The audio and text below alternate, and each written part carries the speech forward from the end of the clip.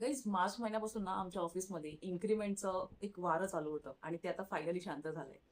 लोकांना त्यांचे लेटर्स मिळालेत आणि कोणाला जास्त इन्क्रीमेंट मिळाले, कोणाला कमी मिळाली आहे. म्हणजे ऑफिसमध्ये आता 2 ग्रुप आहेत.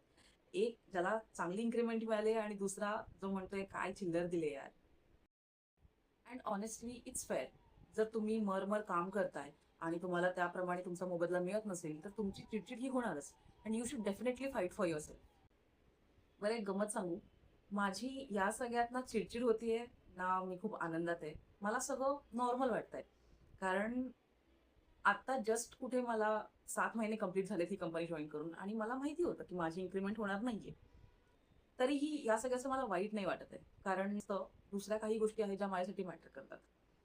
कारण माझे पास्ट कंपनीचे एक्सपिरियन्स एवढे भयंकर होते, की मला हे ऑफिस स्वर्ग वाटतंय.